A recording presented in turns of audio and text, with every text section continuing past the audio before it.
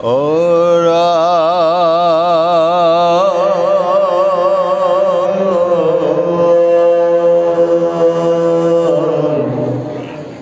ফুকনি গদতি রাজা শুনাম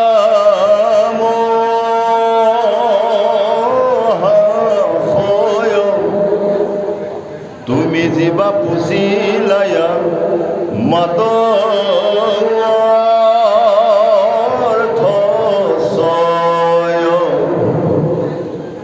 এটাতো পূর্ব কথাও এক কহিব তোমাত ব্ৰহ্মাণ্ডৰ দৰ যিটো সংবাদ সাক্ষাৎ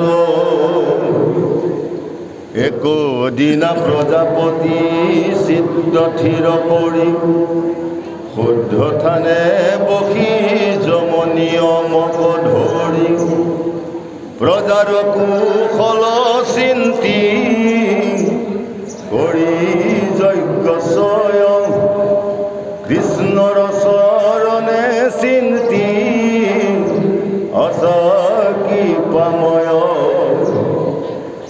পাছে কৃষ্ণ দেৱৰ ৰসে বক মনোৰম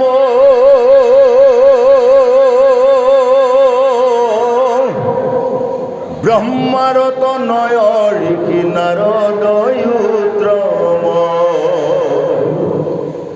অয় ৰাম জানিবা ক মহামুনি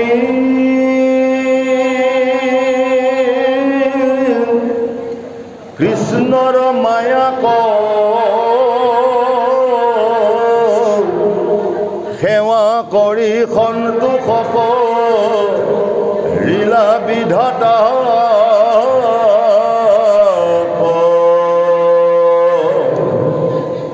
দুষ্ট ভৈলা পিতামহ দেখি মুনিৰাজ সেই বেলা তান্ত পুছিলন দয়েহি কাজ জগতকে কৃপা কৰি পৰম অন্ত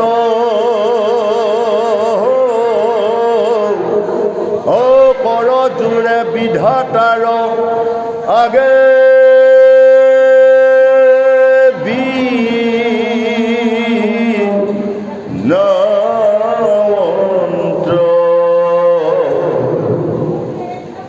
নারদ বদতি নম দেবসৃষ্টি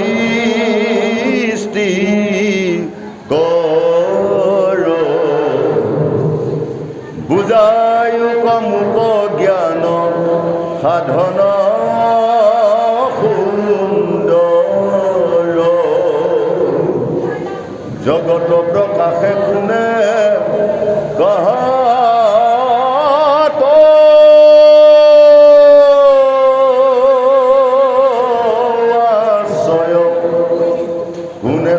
কোনে পালে কাহাত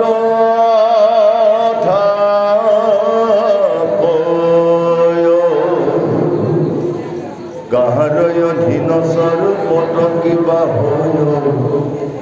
ইহব সংশয় মূৰ চেদি বেলা গয় আজু কৰি হব পথ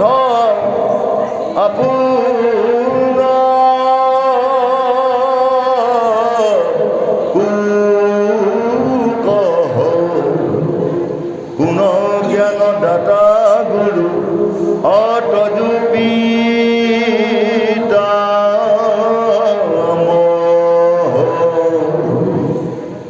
তজু সেব্য দেৱ কোন অধীন কাহাৰ স্বৰূপত কিবা তুমি কহা কৰি সাৰ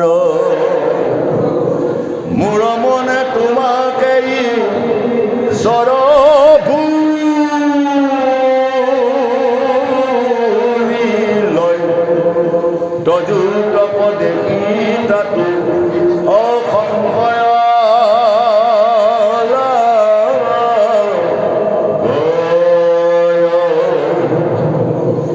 এতেকে তোমাতো কৰি আছে শ্ৰেষ্ঠ দেৱ তাতে ভকতি ভাৱে কৰা নিতে মোৰ মহা সংশয় আছে দিও কৃপাময় যিমতে বুজিবো তেনে বুজাইবে লাগ নাৰদৰ বাণী শুনি বিধি নিগদতি ধন্য ধন্য কৃপালু নাৰদ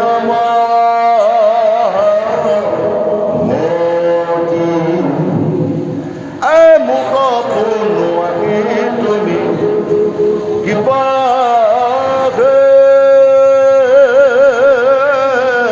কৰিলা জাত গোবিন্দৰ গুণ কহিবে বুলি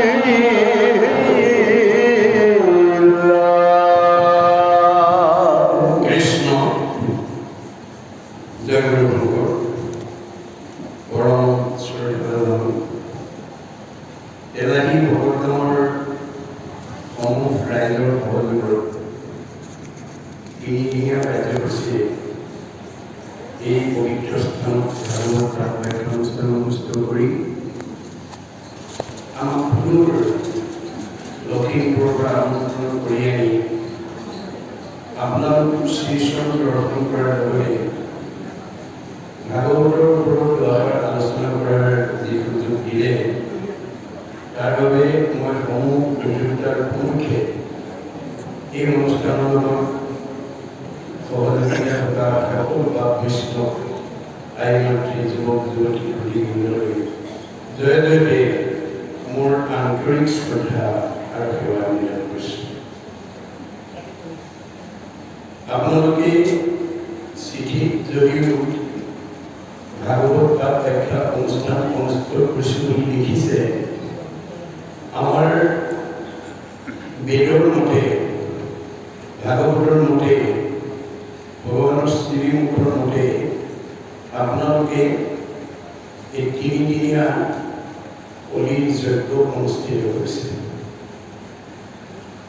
উদ্ধৱক যাবৰ সময়ত কৈছিল মত চিত্ৰ দিয়া যিটো প্ৰলয় কৰ্ম ধৰ্ম তাৰ মানে যজ্ঞ সুখী কৰি মোৰ চিত অৰ্পণ কৰি যিবোৰ কৰ্ম কৰিবা সেইবোৰ যজ্ঞলৈ উত্তৰণ হ'ব আৰু এই যজ্ঞ অনুষ্ঠানলৈকে আমন্ত্ৰিত ভগৱন্তৰ স্বৰূপ ভক্তসকলৰ সেৱা শুশ্ৰূষা আচৰণি কৰিবৰ কাৰণে এই ৩-৪ দিন ধৰি যিসকল বাপ বৈষ্ণৱ যুৱক যুৱতী আই মাতৃয়ে অশেষ চেষ্টা কৰি আছে এওঁলোকৰ জীৱন ধন্য হৈছে। কাৰণ ভগৱন্তই আমাক এই শৰীৰটো কিয় দিছে বেদত কৈছে পৰু পকাৰায় ইদম শৰীৰম পৰৰ উপকাৰ কামত ব্যৱহাৰ কৰিবৰ কাৰণে এই শৰীৰটো দিছে। গতিকে এই ৩-৪ দিনীয়া কাৰ্যসূচী সফল ৰূপায়ণৰ কাৰণে আপোনালোকে যাতে কায়িক মানসিক বৌদ্ধিক আৰ্থিকভাৱে এই অনুষ্ঠানটো সৰ্বাংগ সুন্দৰ কৰিবৰ কাৰণে যদি এটা খোজ আগবঢ়াব পাৰে তাৰ প্ৰতিটো খোজৰ মূল্য হ'ব এটা এটা অশ্বমেধ যজ্ঞৰ সমান ভিন্ন পদে পদে অশ্বমেধ ফলন প্ৰাপ্তি নিৰ্দেশ্য। গতিকে প্ৰত্যেক সেৱিকাসকল বা এই অনুষ্ঠানৰ লগত জড়িত বা সংস্থাই মনতে ভাবিব মই অকণমান ভগৱন্তৰ সেৱা আগবঢ়াব পাৰোঁ তেতিয়া আমাৰ কি হ'ব ভিন্ন হ'ব। এইটো অৰ্থই ভিন্ন হৈ গৈছে। যিমানে কৃষ্ণক দিয়ে সেহিহে অক্ষয় ইহাকো নিবাকো এইটো জনাই নকৰা। এই ৩-৪ দিনীয়া কাৰ্যসূচীত আপুনি জীৱন ত্যাগ কৰিব সেইটো হ'ব অক্ষয় ভিন্ন। এইটো কোনো নিব নোৱাৰে। এতিয়া আপোনালোকে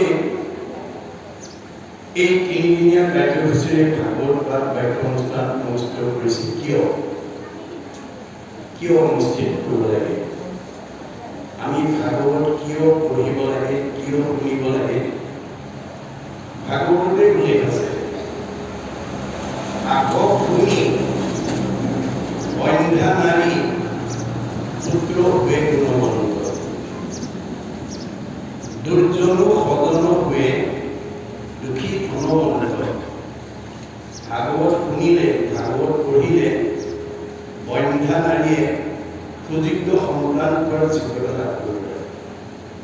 আৰু দুষ্ট মানুহ শান্ত হৈ যায়, দুখীয়া মানুহ ধনী হৈ যায়। সেইকাৰণে মহাপুৰুষে আমাক আহ্বান জনাইছে কি বুলি, কিন্তু আমি প্ৰথমত মহাশাস্ত্ৰ ভাগৱত শুনিব মহাযত্ন কৰি, বিশেষণ লগাইছে মহাযত্ন কৰি ভাগৱত শুনিবলৈ আহিব লাগে। বোলে লাভ কি হ'ব? বিষয়ৰ দুখদত সকলে কৰিব হত, হৰি ভকতৰ সংগ ধৰি। আজিৰ দৰে ভকতৰ সংগ যদি আমি ভাগৱত শুনিব পাৰোঁ, আমাৰ পাৰিবাৰিক জীৱন, দাম্পত্য জীৱন, যুগ্ম জীৱন, সাংসাৰিক জীৱন, সামাজিক জীৱনৰ যিবিলাক দুখ দুৰ্গতি আমাক বিব্ৰত কৰি তুলিছে, সেই সকলোবিলাকৰ পৰা আমি নিজক মুক্ত কৰিব পাৰিম। এয়া হৈছে ভাগৱত শুনাৰ এটা ডাঙৰ লাভ। আপোনালোকতকৈও বহুত ধনী গাঁও, ধনী সমাজ, শিক্ষা বিদ্যাত আগবঢ়া গাঁও থাকিব পাৰে, কিন্তু এনেকুৱা জগতৰ উপকাৰ হোৱা কৰ্ম, দহৰ উপকাৰ হোৱা কৰ্ম চবেই কৰিব নোৱাৰিবও পাৰে। এই কথা ভাগৱতে কৈছে।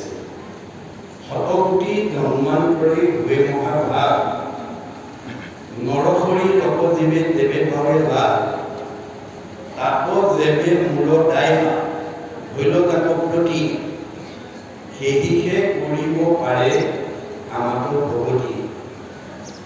ভকতগাঁও, তেলাহী ভকতগাঁৱে যে এই আঁচনি লৈছে, আপোনালোকে উপলব্ধি কৰিব যে আপোনালোকৰ গাঁৱৰ ওপৰত ভগৱানৰ কৃপা হৈছে। আপোনালোকে কেইদিনীয়া এইবাৰ কিমান বাৰ্ষিক পাতিছে, ইয়াত চিঠিখনৰ উল্লেখ নাই।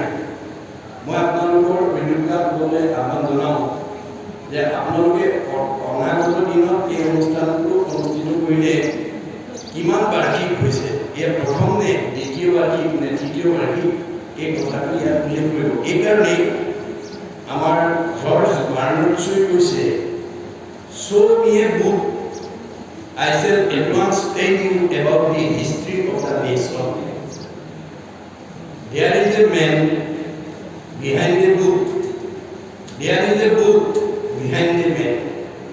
তোমালোকে মোৰ হাতত এখন কিতাপ তুলি দিয়া, মই তোমালোকৰ জাতিৰ সত্তাৰ কথা কৈ দিব পাৰিম।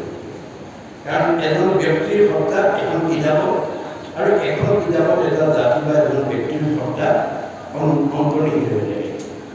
আপোনাৰ যিসকল উদ্যোক্তাৰ প্ৰচেষ্টা এই অনুষ্ঠান অনুষ্ঠিত হৈছে, ইয়াত যদি উল্লেখ থাকে, তেতিয়া আগৰ অনুযোগসকলে এই চিঠিখনৰ পৰাই মানে সিদ্ধান্ত ল'ব যে আমাৰ অগ্ৰজসকলে কিমান বছৰ ধৰি এই অনুষ্ঠান ইয়াত অনুষ্ঠিত হৈ আছে। আপোনালোকৰ মোৰ আহ্বান, মই মূল বিষয়লৈ যোৱাৰ আগতে আপোনালোকৰ দৃষ্টি আকৰ্ষণ কৰিব বিচাৰিছোঁ যে আপোনালোকে এই অনুষ্ঠানটো জীয়াই থকালৈকে, এই সত্ৰ বা নামঘৰ থকালৈকে যদি এই অনুষ্ঠান অনুষ্ঠিত কৰি থাকিব পাৰে, তেতিয়াহ'লে এইখন গাঁৱলৈ, এইখন সমাজলৈ, ইয়াত বসবাস কৰি থকা পৰিয়ালবৰ্গলৈ অনাগত দিনত বৃদ্ধ পিতৃ মাতৃ বৃদ্ধাশ্ৰমলৈ খেদি পঠিওৱা জীৱ এই অঞ্চললৈ সুখৰূপে আহিব নোৱাৰিব। শাহু বোৱাৰীৰ মাজত মনোমালিন্য ঘটি থকা, ককাই ভাইৰ মাজত মিলাপ্ৰীতি নোহোৱা, সীমা ঘূৰিয়াৰ লগত মনোমালিন্য ঘটি থকা, সমাজৰ লগত মনোমালিন্য ঘটি থকা জীৱ এই অঞ্চললৈ আহিব নোৱাৰিব।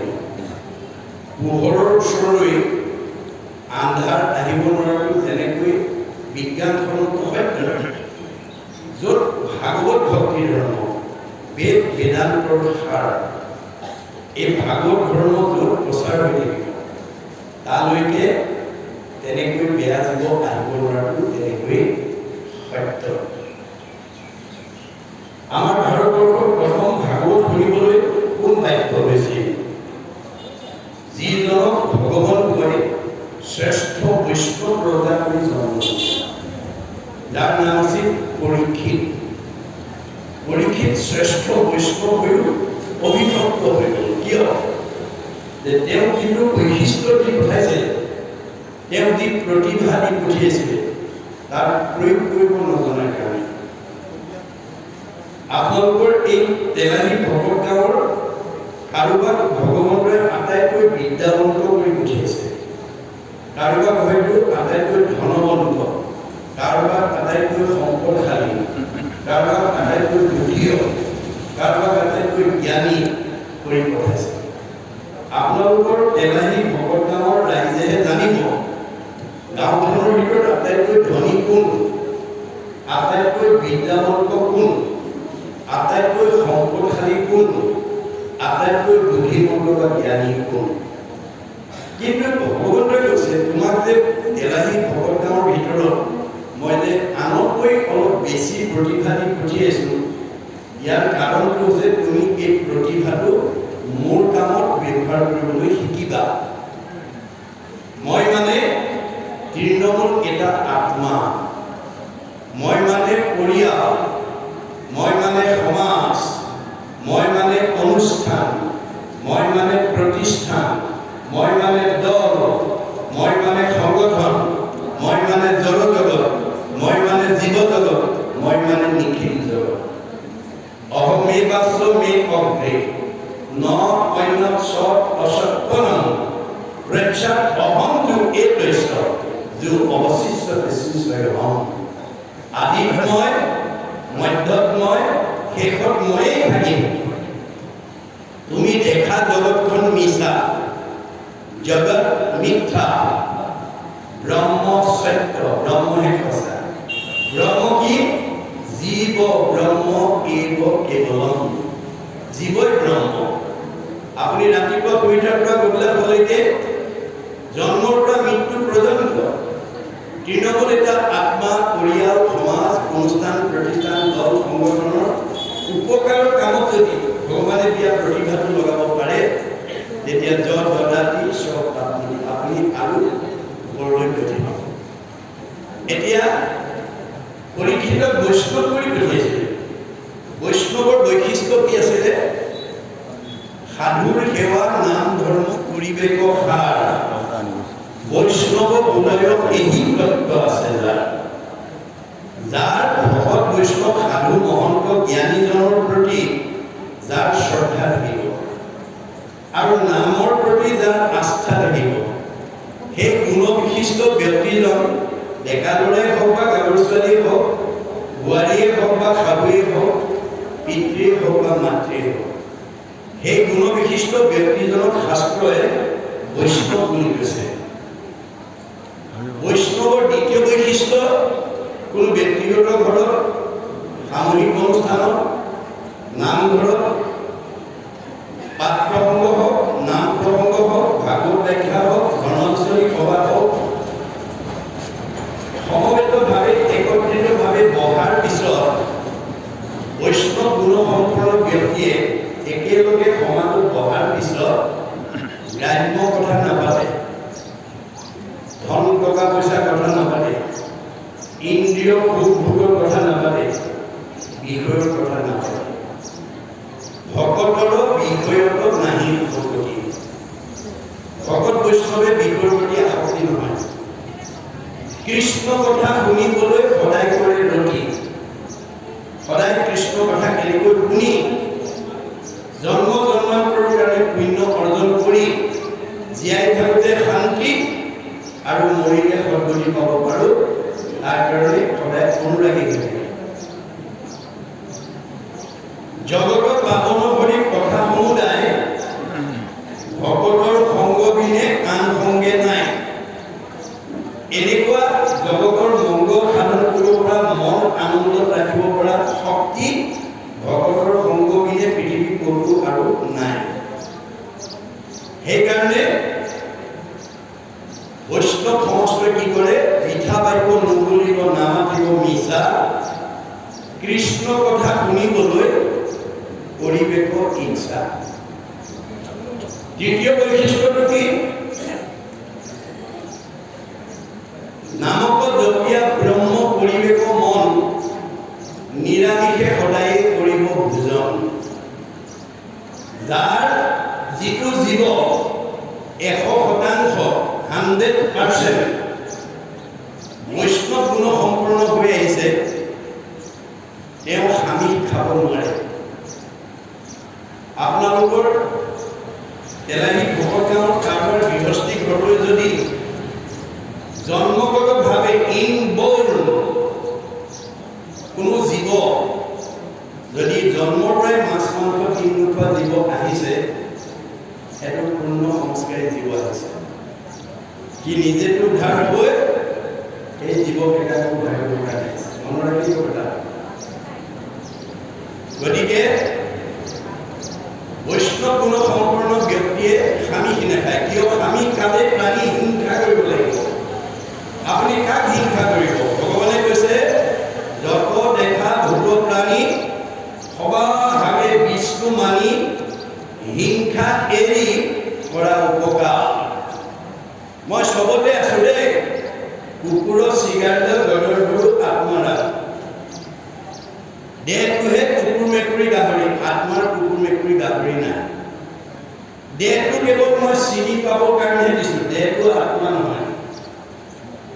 আমি দেহটো চাইহে কওঁ এইটো কুকুৰ, এইটো মেকুৰী, এইটো গাহৰি, এইটো ছাগলী, এইটো বাঘ, এইটো সিংহ। আমি দেহটো চাইহে কওঁ, দেহটো চাইহে কওঁ এইজন মতা মানুহ, এগৰাকী মাইকী মানুহ, এইটো ডেকা ল'ৰা, এজনী গাভৰু ছোৱালী, এইজন বগা মানুহ, এইটো ক'লা মানুহ। আমি দেহটো চাইহে কওঁ।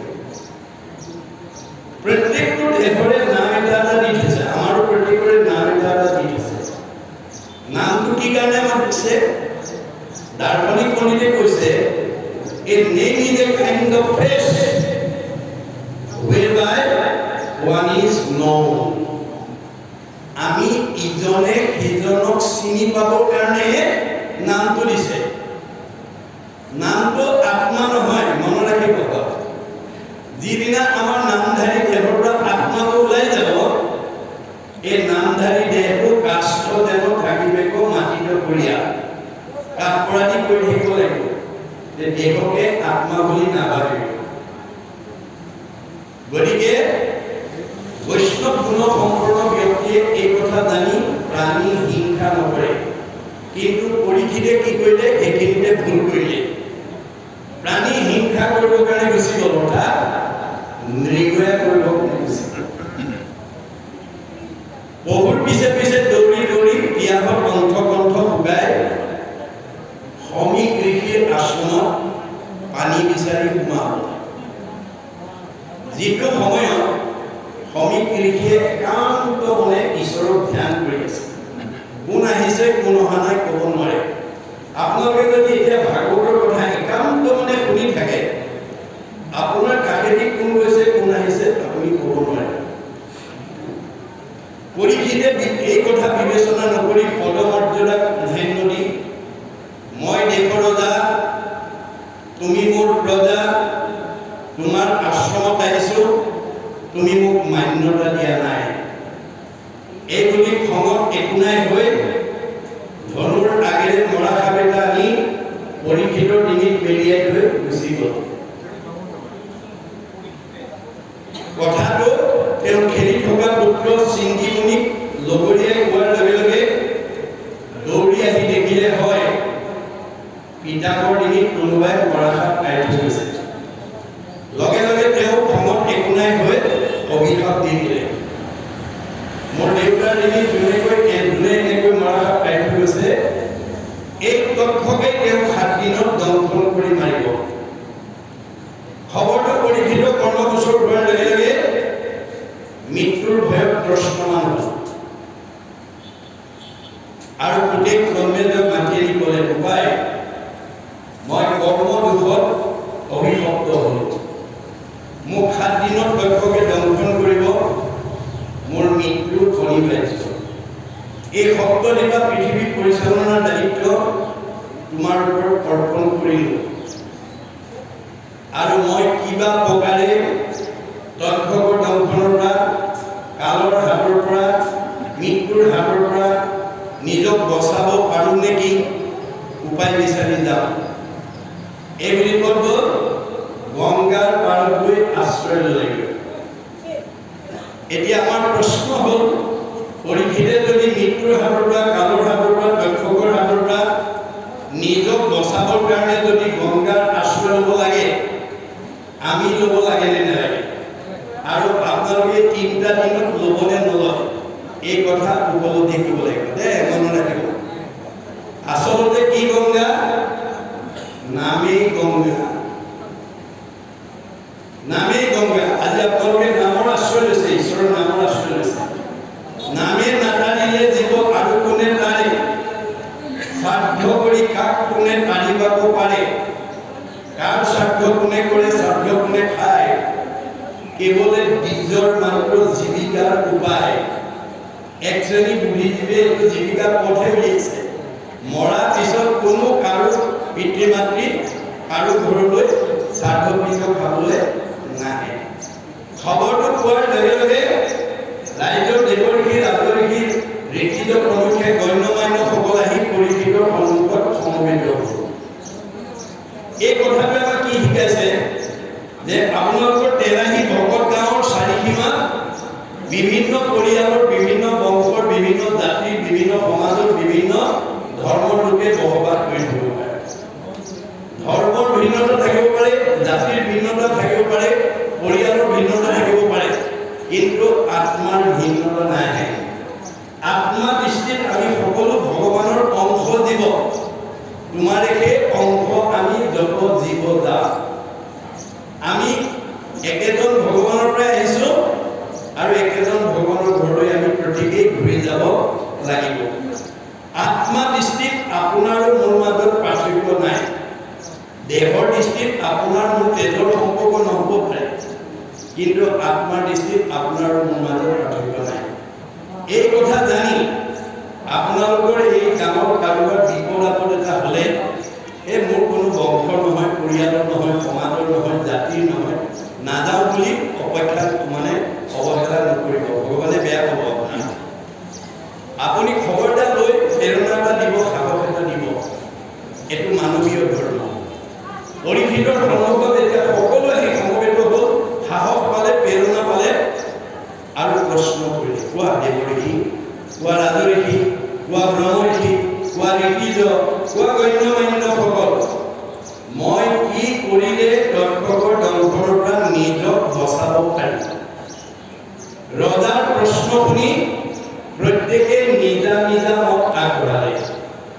কোনোৱে ক'লে তপ কৰা, কোনোৱে ক'লে জপ কৰা, কোনোৱে ক'লে যজ্ঞ কৰা, কোনোৱে ক'লে দান কৰা, কোনোৱে ক'লে তীৰ্থ কৰা, কোনোৱে ক'লে স্নান কৰা। নানা ঋষিৰ নানা মত, নানা ঋষিৰ নানা মতে পৰীক্ষিতৰ মৃত্যু ভয় আঁতৰ কৰিব নোৱাৰি। কিয়? কাৰণটো আমাৰ একাদশ স্কন্ধ ভাগৱতত গুৰুজনাই লিখি থৈ গৈছে। ভগৱানৰ সৃষ্টিৰ চাৰিমুখী জীৱৰ ভিতৰত এনেকৈ ভগৱানক ভজি ভক্তি কৰি জীৱই মুক্তি পোৱা অধিকাৰ মানুহৰ বাদে আন কাৰোৱেই নাই। গীতাত লিখিছে, অসংখ্যাত জীৱ আছে সংসাৰৰ ভিতৰে, মনুষ্যকে ভজে আনে ভজিতে নপায়। ভগৱানক ভজিব পৰা শক্তি মানুহৰ বাদে আন জীৱৰ নাই। আপুনি মানুহ হিচাপে পৃথিৱীৰ য'তেই জন্ম নহওক, যি জনগোষ্ঠীতে জন্ম নহওক, ঈশ্বৰক ভজিব লাগিব। এতিয়া আমাৰ প্ৰশ্ন হ'ল, জীৱশ্ৰেষ্ঠ মানুহ হিচাপে আমি ভগৱানক কেনেকৈ ভজিলে, কেনেকৈ ধৰ্ম আচৰণ কৰিলে আমি এই মায়াময় সংসাৰৰ পৰা মুক্তি লাভ কৰিব পাৰিম? এই সম্পৰ্কে ভগৱন্তই নিজৰ মুখেদি কৈ থৈছে। আন ধৰ্মবিলাক ঋষিবিলাকৰ মুখেদি কৈছে, আন ধৰ্ম ঋষিৰ মুখে কৰাইলা বেগত কহিলা আপোনাৰ মুখে নিজৰ ধৰ্ম জন। আমি জীৱশ্ৰেষ্ঠ মানুহ হিচাপে যিটো ধৰ্ম আচৰণ কৰিলে আমি এই মায়াময় সংসাৰৰ পৰা উদ্ধাৰ হ'ব পাৰিম, সেই সম্পৰ্কে ভগৱন্তই নিজৰ মুখেদি কৈছে। আন ধৰ্মবিলাক নানা ঋষিবিলাকৰ মুখেদি কোৱাৰ কাৰণে নানা ঋষিৰ নানা মতে পৰীক্ষিতৰ মৃত্যুৰ ভয় আঁতৰ কৰিব নোৱাৰি। অৱশেষত তেওঁৰ মুখেদি কোৱা যিটো ধৰ্ম, সেইটোৱে হৈছে ভাগৱত ধৰ্ম, ভক্তি ধৰ্ম, নাম ধৰ্ম। এইটো তেওঁ নিজৰ মুখেদি কৈছে। আমি যি জনগোষ্ঠীতে জন্মগ্ৰহণ নকৰো কিংবা পৃথিৱীৰ য'তেই নাথাকো কিংবা যি সমাজতে নাথাকো কিংবা আমি ঈশ্বৰক ভজিব লাগিব। ঈশ্বৰক নভজিলে কোনো জীৱ উদ্ধাৰ হ'ব নোৱাৰে। আমি কেনেকৈ ভজিব লাগে এই ভাগৱত প্ৰথম স্কন্ধৰ দ্বাদশ স্কন্ধৰ ভিতৰত সকলো কথা উল্লেখ আছে। অৱশেষত শুকদেৱে আহি পৰীক্ষিতক যেতিয়া প্ৰথম স্কন্ধৰ পৰা দ্বাদশ স্কন্ধলৈকে 7 দিন 7 ৰাতি নীৰৱ নিশ্চিন্তভাৱে যেতিয়া ভাগৱত শ্ৰৱণ কৰাই দিলে, দ্বাদশ স্কন্ধ ভাগৱত শুনাৰ লগে লগে পৰীক্ষিতৰ ব্ৰহ্মজ্ঞান প্ৰাপ্ত হৈ গ'ল। মই ইমান সময় যিটো মৰিম বুলি ভয় কৰি আছিলোঁ তাৰ দেখোন মৃত্যুৱে নাই। অৰ্থাৎ আমাৰ জীৱৰ মৃত্যু নাই। মৃত্যু কাল আছে, দেহৰহে ধৰ্ম জনম মৰণ। দেহটোৰহে জন্ম মৃত্যু আছে, জীৱৰ নাই। আমি এই কথা নাজানি আজি তাৰিখত কৈ আছোঁ তেলাহী ভকত গাঁৱৰ আমুকা মৰিল, তামুকী মৰিল, স্বৰ্গগামী হ'ল, বৈকুণ্ঠগামী হ'ল, প্ৰয়াত হ'ল, বিদেহ হ'ল, ইহলীলা সংবৰণ কৰিলে ইত্যাদি ইত্যাদি ভাষাৰে আমি কোনোবা এজনক মৰা বুলিয়ে কৈ আহিছোঁ। কিন্তু গীতাত কৃষ্ণ অৰ্জুনক কৈছে, হে সখা, এই মানুহ মৰা বুলি কোৱা কথাটো মিছা কথা কৈ আহিছে। জীৱৰ মৰণ কহে যিজন সবে মিছা মহাভাৱ।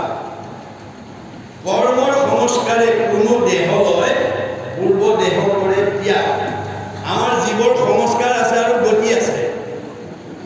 আপোনালোকে যদি জীয়াই থকা কালত প্ৰথম স্কন্ধৰ পৰা দ্বাদশ স্কন্ধ ভাগৱত শুনাৰ পঢ়াৰ যদি সৌভাগ্য ল'ব পাৰে, আপোনালোকৰ জীৱবিলাক সংস্কাৰ আৰু সংস্কাৰী জীৱই এই মায়াময় সংসাৰৰ পৰা বৈকুণ্ঠলৈ গতি কৰিব। এই কথা বিজ্ঞানে স্বীকাৰ কৰিছে। পৃথিৱীৰ উপৰিভাগত যি বায়ুমণ্ডল আছে, ঘনত্বৰ ওপৰত নিৰ্ভৰ কৰি বিজ্ঞানে তাক প্ৰধানকৈ 3টা স্তৰত ভাগ কৰি দেখুৱাইছে: টপস্ফিয়াৰ, টেট্ৰস্ফিয়াৰ, আইনোস্ফিয়াৰ। আইনোস্ফিয়াৰক আটাইতকৈ ওপৰৰ স্তৰ বৈতৰণী নদী বুলি কোৱা হৈছে। ভাগৱত শুনা জীৱ ইমান নিৰ্মল হৈ যাব, ই প্ৰয়াণৰ পিছত ৰকেটৰ দৰে 3টা লেয়াৰ ভেদ কৰি 14 ব্ৰহ্মাণ্ডৰ বাহিৰত শুদ্ধ জীৱ ভকতৰ কাৰণে নিৰ্মাণ কৰি থোৱা বৈকুণ্ঠত অৱস্থান কৰিব আৰু ঘূৰি আহিব নালাগে। জন্ম ৰহিত হৈ যাব।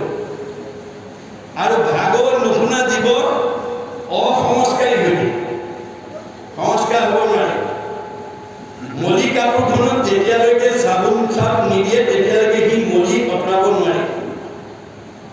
এখন কাপোৰৰ পৰা মলি আঁতৰাবলৈ যেনেকৈ চাবোন বা চাৰ্ফ ব্যৱহাৰ কৰিব লাগিব, আমাৰ জীৱৰ কৰ্মবন্ধৰ পৰা আমি মুক্তি হ'বলৈ হ'লে ঈশ্বৰৰ কথা শুনিব লাগিব। আপুনি যিমান দামী কাপোৰে নিপিন্ধক মলি পৰিবই, আৰু মলি গুচাবলৈ চাবোন চাৰ্ফ ব্যৱহাৰ কৰিব লাগিব। মই দামী কাপোৰ পিন্ধিছোঁ বুলি যদি চাবোন চাৰ্ফ ব্যৱহাৰ নকৰে, দামী কাপোৰখনৰ পৰা মলি এনেই আঁতৰ হৈ নাযায়। আপুনি তেলাহী ভকত গাঁৱৰ ভিতৰত আটাইতকৈ ধনী, আটাইতকৈ জ্ঞানী, আটাইতকৈ বিদ্যাৱন্ত, আটাইতকৈ সম্পদশালী বুলি ভাবি যদি এই 3 দিনীয়া ভাগৱত শুনিবলৈ নাহে, আপোনাৰ জীৱ সংস্কাৰ হ'ব নোৱাৰে। আপুনি ধনী মানি বিদ্যাৱন্ত হ'ব পাৰে, সেইটো এই জন্ম নহয়, পূৰ্ব জন্মৰ ফলটোৱে আপুনি ভোগ কৰি আছে। এজন চাকৰিয়াল মানুহে এপ্ৰিল মাহত মাৰ্চ মাহৰ দৰমহাটোৱে ভোগ কৰি থাকে। এপ্ৰিল মাহৰ দৰমহাটো মে মাহতে ভোগ কৰি। আমাৰ জীৱই প্ৰাৰব্ধ কৰ্ম ফলটোৱে বা পুণ্যৰ ফলটোৱে আৰব্ধ কালত ভোগ কৰি আছে। এই কালতো পিছৰ কাললৈ লৈ যাব কেতিয়াবা। সেইকাৰণে কৈছে, নকৰিও জন্ম বিধা, শুনা ইটো কৃষ্ণ কথা, পুৰা ৰাম নাম গলে বান্ধি, ঐতো আয়ু পাত গলে, ঘূৰ লোকে গলে, তাকে লাগি মৰিবাহা কান্দি। এই 3 দিনীয়া ইয়াত ভাগৱত অনুষ্ঠান কৰি লগত নিব পৰা ধন সম্পদটো যদি 3 দিনত আহি নলয়, আপোনাৰ জীৱনটোৱে কান্দিব লাগিব। মনত ৰাখিব কথা। গতিকে দ্বাদশ স্কন্ধ ভাগৱত শুনাৰ লগে লগে পৰীক্ষিতৰ এই ব্ৰহ্মজ্ঞান পাব। পৰীক্ষিতৰ যদি একেৰাহে 7 দিন 7 ৰাতি শুনি ভাগৱতৰ লগে লগে যদি জীৱই গতি পায়, আমি গোটেই জীয়াই থকা জীৱনত যদি আমি এই ভাগৱত প্ৰথম স্কৰৰ পৰা দাঁতলৈ যদি পুনৰ সহায় কৰিব পাৰোঁ, আমি গতি পাম নে? আমি গতি পাম নে? এই কথা আমি বিশ্বাসত ল'ব লাগিব। মনত ৰাখিবা দেই, আমাৰ ভাগৱতত কৈছে বিশ্বাসে পাইবে তেওঁলোকক গৰ্বে বহু। আপুনি ভাগৱতৰ প্ৰতিটো কথা, আজি আমি আলোচনা কৰা প্ৰতিটো কথা আপুনি বিশ্বাসত ল'ব লাগিব। বিশ্বাস ল'লে আপুনি সংস্কাৰ হ'ব। মহাত্মা গান্ধীয়ে কৈছে religious beliefs are based on faith. ধৰ্ম দৰ্শন বিশ্বাসৰ ওপৰত নিৰ্ভৰ কৰে। Religion is not really what is grasped by brain but by heart. ধৰ্ম দৰ্শন মগজে ঢুকি পোৱা বস্তু নহয়, কাৰোবাক দেখুৱাই দিব পৰা বস্তু নহয়, ই অন্তৰৰ উপলব্ধিৰ বস্তু। আজি আপোনালোকে উপলব্ধি কৰিব লাগিব। মই সেইকাৰণে আপোনালোকক মূল বিষয়লৈ যোৱাৰ আগতে দৃষ্টি আকৰ্ষণ কৰিব খুজিছোঁ যে তেলাহী ভকত গাঁও ৰাইজে দীৰ্ঘম্যাদী যে আমি 25 বছৰত জাকজমকতাৰে ৰূপালী জয়ন্তী পাতিম। 50 বছৰত ভাগৱত পাঠ ব্যাখ্যা অনুষ্ঠানৰ 50 বছৰ ধৰি দিলে সোণালী জয়ন্তী পাতিম। 60 বছৰত ধৰি দিলে হীৰক জয়ন্তী পাতিম। 75 বছৰত ধৰি দিলে মহাৰাজৰ জয়ন্তী পাতিম। আৰু 100 বছৰত ধৰি দিলে শতবাৰ্ষিকী পাতিম। এই পৰিকল্পনাই যদি আপোনালোকে এই গাঁৱত, এই নামঘৰত, এই সত্ৰ অনুষ্ঠানত যদি ভাগৱত অনুষ্ঠিত কৰিব পাৰে, তেতিয়াহ'লে এইখন গাঁৱৰ এই অঞ্চলৰ সকলো জীৱ পৰীক্ষিতৰ দৰে মুক্তি লাভ কৰিব। মনত ৰাখিব পাৰে। আৰু এনেকুৱাকৈ আপোনালোকে কৰ্মাচনী ল'ব। 25 বছৰত ৰূপালী জয়ন্তী পতাৰ লগে লগে সৰুকৈ হ'লেও এখন স্মৃতি গ্ৰন্থ বুকলেট এখন উলিওৱাৰ প্ৰয়াস কৰিব। এতিয়াৰ পৰা 25 বছৰ শুনি থকা ডেকা ল'ৰা, গাভৰু ছোৱালী, বোৱাৰী, জীয়াৰী, যিমান শিক্ষিত গাঁওখনত ল'ৰা ছোৱালী আছে, আপোনালোকে ক'ব তোমালোকে 25 বছৰ ভাগৱত এই তেলাহী ভকত গাঁৱত শুনি কি বুজিলা, কি শিকিলা, তোমালোকৰ কি অনুভৱ হ'ল, তাক এটা কবিতা আকাৰে হওক, গল্প আকাৰে হওক, প্ৰবন্ধ আকাৰে হওক আমাক লিখি দিয়া, আমি প্ৰকাশ কৰিম। আপোনাৰ যদি এটা ল'ৰা ছোৱালীৰ এটা প্ৰবন্ধ, এটা কবিতা যদি 25 বছৰীয়া ৰূপালী জয়ন্তী উৎসৱৰ স্মৃতিগ্ৰন্থত যদি প্ৰকাশ পায়, সেয়া হ'ব তেওঁৰ সাহিত্যিক জীৱনৰ, কবি জীৱনৰ এটা প্ৰধান উৎস। মনত ৰাখিব কথা, তেওঁ এটা প্ৰেৰণা পাই যাব। সেইকাৰণে আমাৰ বুঢ়াসকলে কয় জুই শালত গঢ়িলেহে কমাৰ শালত গঢ়িব পাৰি। কোনে জানে তেলাহী ভকত গাঁৱৰ পৰা এজন বিশ্ব সাহিত্যিক, বিশ্ব কবি, বিশ্ব শিল্পী, বিশ্ব অভিনেতা, বিশ্ব গায়ক সৃষ্টি নহ'ব বুলি কোনে ক'ব পাৰে? আমি কিন্তু পৰিৱেশ দিব লাগিব। এই কথা মই আপোনালোকক আহ্বান জনালোঁ। গতিকে এই দ্বিতীয় স্কন্ধ ভাগৱতত শুকদেৱে আহি মৃত্যুমুখী পৰীক্ষিত 7 দিন সময় আছে। পৰীক্ষিতৰ যদি 7 দিন আছে, আপোনাৰ মোৰ কেইদিন আছে বাৰু?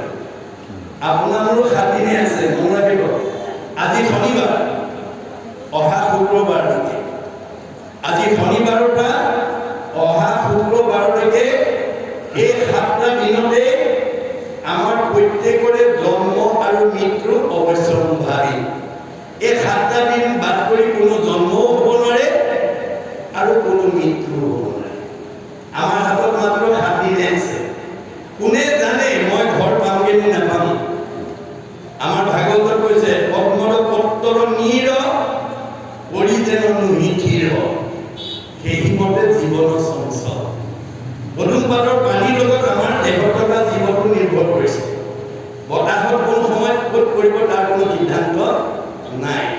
গতিকে জীৱটো থাকোঁতেই, দৃষ্টিশক্তি থাকোঁতেই, শ্ৰৱণ শক্তি থাকোঁতেই, গতি শক্তি থাকোঁতেই, হস্তকৰ্ম শক্তি থাকোঁতেই আজিৰ দৰে যদি আমি ভাগৱত শুনিব পাৰোঁ, তেতিয়াহ'লে আমাৰ জীৱ সংস্কাৰ, আমাৰ জীৱই জীয়াই থাকোঁতে শান্তি পাব, মৰিলে উন্নতি পাব। মনত ৰাখিব কথাটো। সেইকাৰণে ভাগৱত শুনিবলৈ আহিব লাগে। আপোনাক পকা ঘৰ দুৱাৰ, গাড়ী মটৰ, মাটি সম্পত্তি, শিক্ষা বিদ্যাই আপোনাক সুখী কৰি ৰাখিব নোৱাৰে। আপোনাৰ দেহটো নিৰোগী কৰি ৰাখিব নোৱাৰে। আপোনাৰ মনটোত আনন্দ ৰাখিব নোৱাৰে। সব থাকিলেও আপুনি দুখ বেদনাৰ পৰা মুক্ত হ'ব নোৱাৰে বুলি ভাগৱতে কৈছে। পকা ঘৰে দুৱাৰে, গাড়ীয়ে মটৰে, ধনে টকাই পইচাই নদন বদন ব্যৱসায় বাণিজ্য চাকৰি কৰি নদন বদন হৈ আছে, কিন্তু ঈশ্বৰৰ কথা নুশুনে, নামঘৰলৈ নাহে, ভকতৰ হ'বলৈ নাহে। সেইখন ঘৰৰ জীৱবিলাক মানে অমংগল মুক্ত হ'ব নোৱাৰে বুলি ভাগৱতে কৈছে। সুমংগলেই অমংগল সব আছে, কিন্তু অমংগল এটাৰ পিছত এটা, ওৱান আফটাৰ আনাদাৰ। আজি বোলে ইটো, কালি বোলে ইটো, কালি বোলে ইটো, নানান অমংগলে আপোনাক বেৰি ধৰি থাকিব। সুমংগলেই অমংগল জানা কৃষ্ণ বিনে, অমংগলেই সুমংগল কৃষ্ণৰ কীৰ্তনে। আপোনাৰ অমংগল হৈছে ব্যক্তিগত জীৱনত, পাৰিবাৰিক জীৱনত, সাংসাৰিক জীৱনত, সামাজিক জীৱনত। ভগত চাৰিজন মাতি আনি ভাত শিকাই গোৱা, নাম এষাৰ গোৱা, মংগল হৈ যায়। সব থাকিও যিজনে ঈশ্বৰৰ নাম নেৰে, তেওঁ ভগৱানে নেৰে বুলি ভাগৱতে কৈছে। অসম্পদ কালত যিজনে ভজয়, ঈশ্বৰক নিষ্ঠ কৰি তাৰ অমংগল সকলে গুচয়, তাক ৰক্ষা কৰে হৰি। ধনে ধনে টকাই পইচা, গাড়ীয়ে মটৰে, পকা ঘৰে দুৱাৰে, ব্যৱসায় বাণিজ্য চাকৰি বাকৰি নদন বদন হৈ আছে, কিন্তু ভগৱন্তৰ নাম নেৰে। সেইজনক সকলো বিপদৰ পৰা ভগৱন্তই উদ্ধাৰ কৰে। কিন্তু আমাৰ ভাগৱতৰ এই তত্ত্ব নজনা সকলৰ ক্ষেত্ৰত কি হয়? ধন ধান টকা পইচা, গাড়ী মটৰ, পকা ঘৰ দুৱাৰ হ'লেই আমাৰ অভিমান হৈ যায়। নামঘৰতে নহা হওক, ভকতৰ সময়লৈ নহা হওক, গাটো ধুই ধুমেলা পেলাবলৈ সময় নাই, ঈশ্বৰৰ কথা এটা ক'বলৈ সময় নাই। কিন্তু ভগৱানে কৈছে তাকো মই নাম ল'বলৈ বাধ্য কৰি দিম। কেনেকৈ? এনেকুৱা এটা বেমাৰ দি দিম যিটো ডাক্তৰ চিকিৎসা কৰি ভাল নোহোৱা হ'ব। সেইদিনা কিন্তু সি মোৰ নাম ল'বলৈ বাধ্য হ'ব। কি বুলি? পাৰ কৰা ৰঘুনাথ সংসাৰৰ সাগৰে।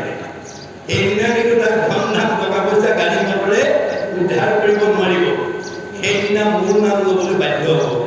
কিন্তু বিপদত পৰি মোৰ নাম লোৱাজনক মই ভাল পাম বুলি কোন শাস্ত্ৰত কৈছে? আপদ কালত ত্ৰাহি ত্ৰাহি কুলৈ, নুবুলে সম্পদ কালে, তাক ভক্ত কি তুষ্ট হৈবন্ত ঈশ্বৰ। ইটো কোন শাস্ত্ৰে কয়? কোন শাস্ত্ৰত কৈছে বিপদত পৰিলে ঈশ্বৰৰ নাম লোৱাজনক ভগৱানে ভাল পায় বুলি? গতিকে সেইজন স্বাৰ্থপৰ। গতিকে আমি নিস্বাৰ্থভাৱে সুখে দুখে মুখে যোনো চালে ডাঙৰ নাম, আমি সকলো সময়তে যাতে ঈশ্বৰৰ নামটো লোৱাৰ এটা পৰিৱেশ আমি তৃণমূল ঘৰখনত, সমাজখনত, অঞ্চলটোত যাতে দিব পাৰোঁ, তাৰ প্ৰতি আপোনালোকে গুৰুত্ব দিব লাগিব। আপোনাৰ ৰাতিপুৱাৰ লগে লগে ল'ৰা ছোৱালীকেইটা গা ধুই অহাৰ লগে লগে মাক বাপেকে ক'ব লাগে, বোপাই গা ধুই আহিলা, মাকজনী গা ধুলা, ধূপ এটা লৈ যোৱা, গুৰুগৃহত সেৱা কৰি। এই নীতি শিক্ষা দিব কিন্তু আপোনালোকে। আমাৰ পঞ্চম স্কন্ধ ভাগৱতত ঋষভ প্ৰভুৱে 100টা ল'ৰা জন্ম দি এই নীতি শিক্ষা দিয়াৰ আদৰ্শ দেখুৱাই থৈ গৈছে। আপুনি ল'ৰা ছোৱালী জন্ম দিলে, কিন্তু ভক্তি জ্ঞান, নৈতিক জ্ঞান দিয়া নাই, আপুনি পিতৃ মাতৃৰ উপাধিৰ যোগ্যতাই নাই।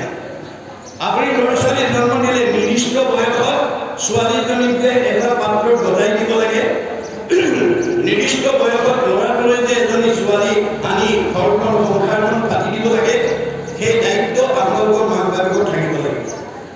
মাক বাপেক হয় যদি ল'ৰাটোৰ বয়স অতিক্ৰমি গৈছে, ছোৱালীজনীৰ বয়স অতিক্ৰম গৈছে, অথচ তেওঁলোকৰ সংসাৰ কথা আপুনি চিন্তা কৰা নাই, আপোনাৰ চিন্তাহীনতাৰ কাৰণে, আপোনাৰ অচেতনতাৰ কাৰণে যদি তেওঁলোক সংসাৰৰ পৰা যদি বঞ্চিত হ'ব লগা হয়, তাৰ অভিশাপে আপোনালোকক চুব। মনত ৰাখিব কথা। ভাগৱত শুনিবলৈ সেইকাৰণে আহিব লাগে যে আমি ঘৰখন কেনেকৈ চলাব লাগিব, নিজে কেনেকৈ চলিব লাগিব, সকলো ইয়াত দিয়া আছে। আপুনি আইন এখন ৰাতিপুৱা শুই উঠাৰ পৰা গধূলা ঘৰৰ ভিতৰত আমাৰ ইয়াত বহি থকা প্ৰত্যেকে আইনাখন এবাৰ নহয় এবাৰ চাই। কিয় চাই এবাৰ? আমাৰ গুৰুজনে উপমা দিছে, তুমি জগত জীৱ তোমাক পুজিলে পাই আপোনাক ঠাই, যেন মুখ শ্ৰীক প্ৰতিবিম্ব মুখ দেখয় দৰ্পণ চাই। আইনাখন চালে মোৰ নিজৰ প্ৰতিবিম্বটো বিষয়ে জানিব পাৰোঁ। মই আগতকৈ বগাই হৈছোঁ নে, বলাই হৈছোঁ নে, শকতেই হৈছোঁ নে, ক্ষীণাইছোঁ নে, মোৰ মুখত কিবা স্পট পৰিছে নেকি, আইনাখন চালে মই ক'ব পাৰোঁ। আপোনালোকৰ ঘৰত আইনাখনৰ ওচৰলৈ বেছিকৈ কোন যায়? আপোনালোকে লক্ষ্য কৰিবচোন।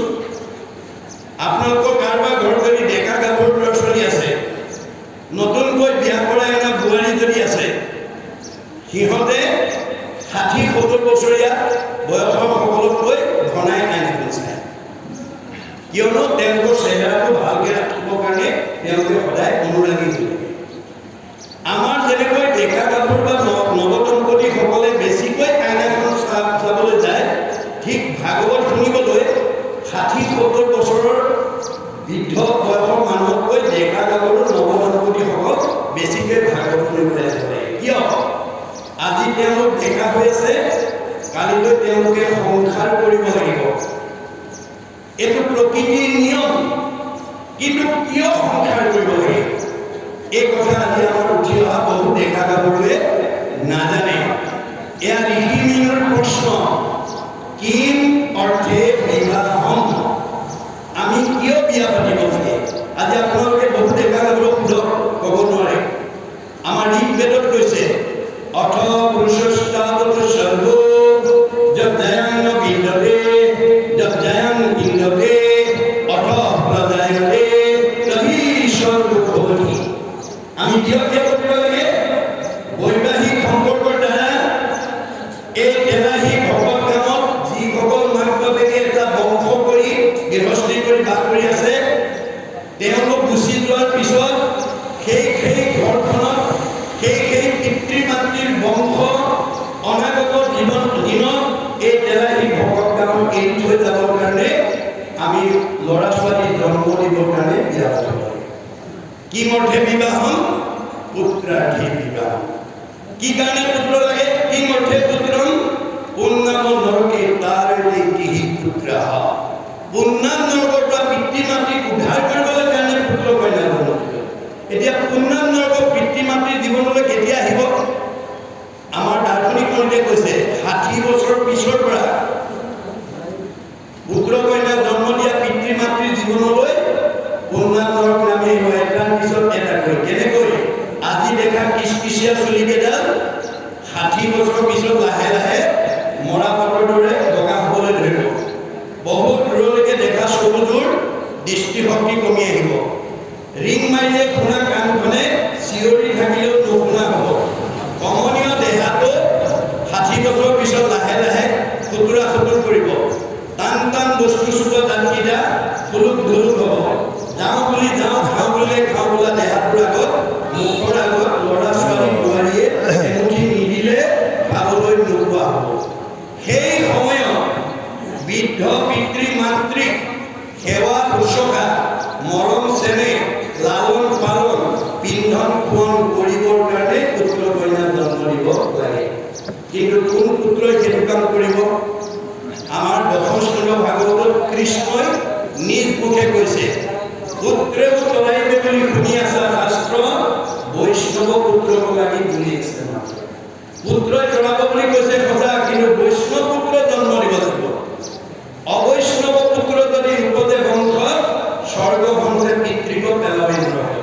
আজি বহুত পিতৃ মাতৃয়ে পুত্ৰ জন্ম দি শিক্ষা বিদ্যা দি ডক্টৰেট কৰি ডাক্তৰ ইঞ্জিনিয়াৰ অফিচাৰ বহুত উচ্চপদস্থ বিষয়ত চাকৰি কৰা যোগ্যতা অৰ্জন কৰি দিছে কিন্তু আপোনালোকৰ তেলাহী ভকত গাঁৱৰ দৰে ভাগৱতৰ অনুষ্ঠানৰ দৰ্শন নজনাৰ কাৰণে সেই সকল পুত্ৰই আজি আমালৈ কি এৰিছে আনন্দ দূৰৰ কথা নিজৰ জন্মদাতা বৃদ্ধ পিতৃ মাতৃ বৃদ্ধ সময় বয়সত সেৱা শুশ্ৰূষা মৰম চেনেহ কৰাৰ বিপৰীতে বৃদ্ধাশ্ৰমলৈ উঠাই দিছে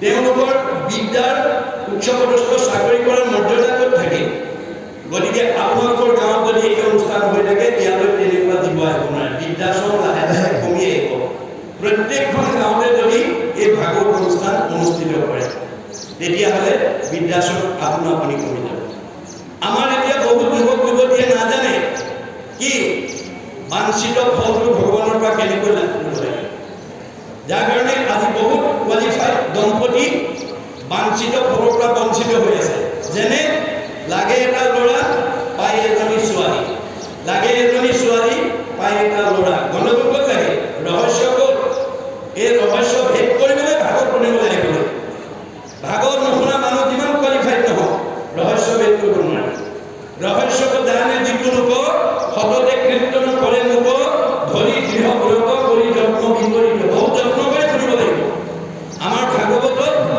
ভগৱানে কৈছে তোমাক ল'ৰা লাগিলে ল'ৰা দিম ছোৱালী লাগিলে ছোৱালী দিম মই কল্পতৰু বৃক্ষৰূপে তোমাৰ হৃদয়ত সোমাই আছো সমস্ত ভোগৰে মই আছো হৃদয়ত কি কাৰণে আছো যাদৃশী ভাৱনা দৈশ্য সিদ্ধি ভৱতি তাদৃশী তুমি যেনেকৈ বিচৰা তোমাৰ মনৰ ভাৱ তেনেকৈ পূৰণ কৰিবৰ কাৰণে মই কল্পতৰ বৃক্ষৰূপে আছো কল্পতৰ বৃক্ষ কাক কয় যি বিচাৰে তাকে দিব পৰা শক্তি আছে কল্পতৰ বৃক্ষ যদি সবাতো সমান মাগনতা জনক মাত্ৰ দেই ফলতা আপোনাক যি বিচাৰে তাকে দিব পৰা শক্তি আছে যদিও আপুনি নিবিচৰাজনক উপজাচি নিদিয়ে গতিকে আমি কেনেকৈ বিচাৰিব লাগে ভগৱানৰ স্বৰূপ সেই কথা জানিবৰ কাৰণে ভাগৱত শুনিবলৈ আহিব লাগে আমাৰ ইয়াত সময় নিবন্ধ কৰি দিছে 24 ঘণ্টা 8টা পহৰত ভাগ কৰি দেখাইছে সূৰ্য উদয়ৰ পৰা সূৰ্যাস্তলৈ 4টা পহৰ আৰু সূৰ্যাস্তৰ পৰা সূৰ্য উদয়লৈ 4টা পহৰ আমাৰ এতিয়া দম্পতীবিলাকে নৱদম্পতীবিলাকে মনে ভবা সন্তানৰ পিতৃ মাতৃ হ'বৰ কাৰণে কোনটো পহৰত যাব লাগিব এই কথা আজি আমাৰ বহু দম্পতীয়ে নাজানে আমাৰ দাৰ্শনিক পণ্ডিতে মহাপুৰুষে সময় নিবন্ধ কৰি দিছে যে সূৰ্য উদয়ৰ পৰা সূৰ্যাস্তলৈ এই 4টা পহৰত দিবা সময়ত কোনো দম্পতি সৃষ্টি কাৰ্যত আগ নাবাঢ়ে বা বাঢ়িব নালাগে কেতিয়া বাঢ়িব লাগিব সূৰ্য অস্ত যোৱাৰ পৰা সূৰ্য উদয় হোৱালৈকে এই 4টা পহৰত তাৰে প্ৰথম 2টা পহৰ বাদ দি ল'ব কৈছে কোনে বিজ্ঞানে কি বুলি কৈছে আমি খোৱা আহাৰটো ব্ৰহ্মলৈ ৰূপান্তৰ হ'বলৈ কমেও 6 ঘণ্টা সময় লাগে আমি খোৱা আহাৰটো প্ৰথমতে ৰসৰ পৰা তেজৰ পৰা মাংসৰ পৰা মেদৰ পৰা হাড়ৰ পৰা মজ্জা পৰা শুক্ৰৰ পৰা সন্থা গতিকে 6 ঘণ্টা বাদ দি তৃতীয় আৰু চতুৰ্থ পহৰত আমি আগবাঢ়িব লাগিব কেনেকৈ আমাৰ বুঢ়াসকলে কয় পুৰুষ প্ৰকৃতি ভবা একমতি দেহে সিজিব হৰিত ভগতি এই কথাৰে ইয়াত এতিয়া বৰ্ণনা কৰি আছে ভগৱানে সৃষ্টি কেনেকৈ কৰে পালন কেনেকৈ কৰে সংহাৰ কেনেকৈ কৰে তাৰে এই অধ্যায়টোৰ নামত কৈ আছে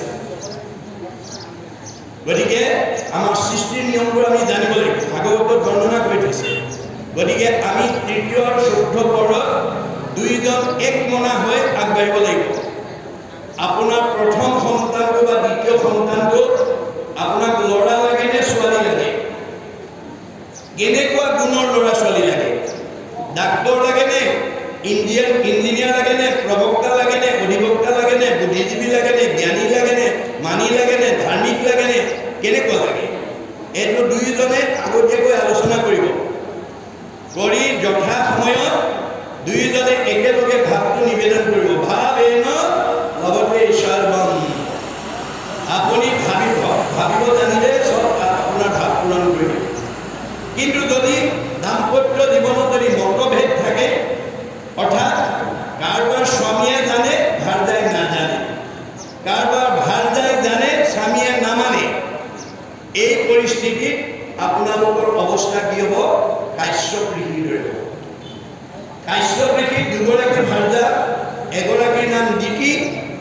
নাৰীৰ নাম অদিতি।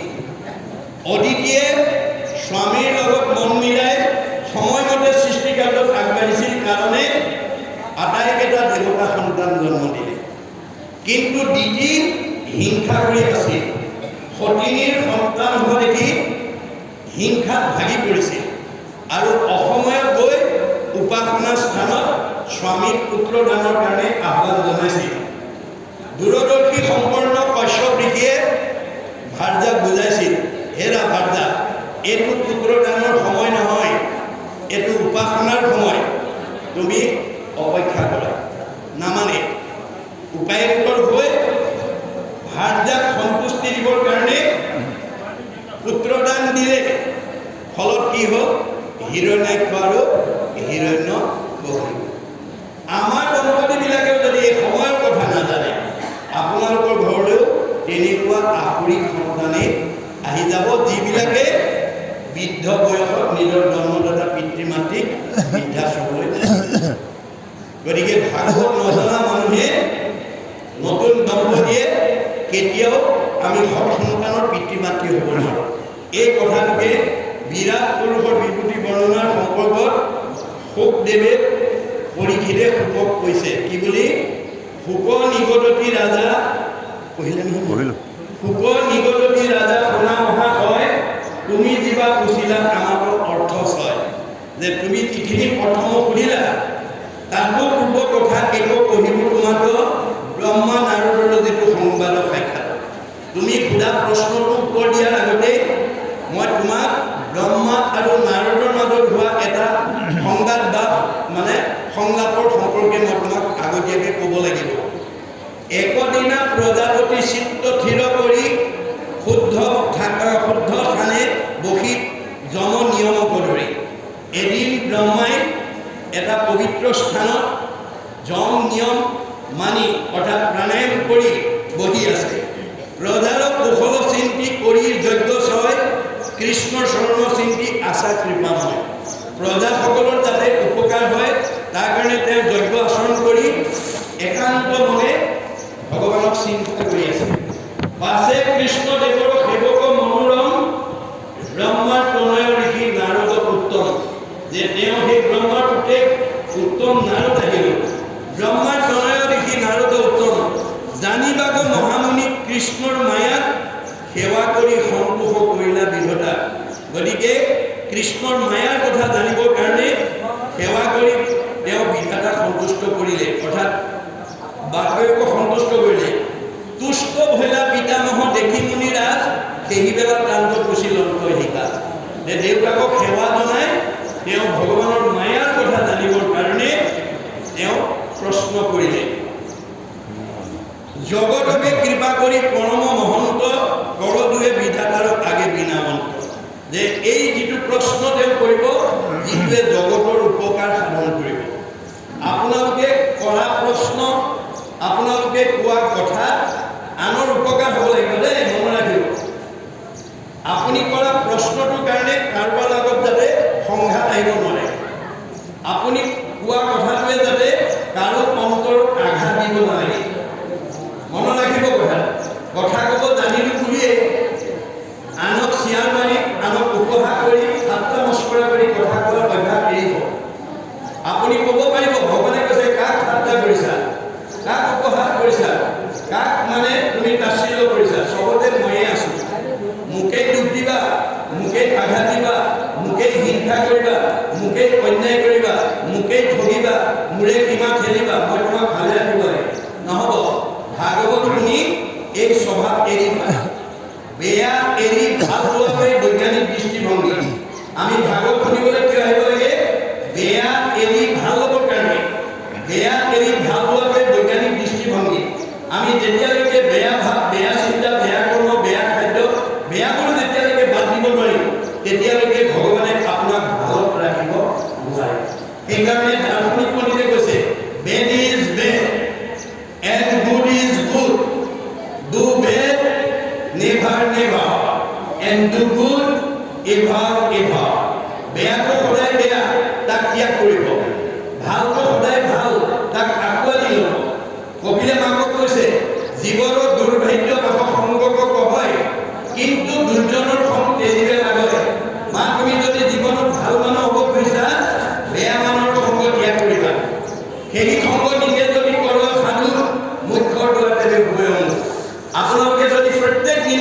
বেছি নহয়, এক ক্ষণ 4 মিনিট আমি প্ৰত্যেক ঘৰখনৰ প্ৰতিজন সদস্যই যদি 24 ঘণ্টাৰ ভিতৰত 4 মিনিট সময় ঈশ্বৰৰ কথা কোৱা, শুনা, গোৱা কাৰণে যদি দিব পাৰোঁ, আমাৰ সেইখন ঘৰ আনন্দৰ ঘৰ হ'ব, মিলা প্ৰীতিৰ ঘৰ হ'ব, মৰম চেনেহৰ ঘৰ হ'ব, কৃষ্ণ থকা ঘৰ হ'ব। মনত ৰাখিব।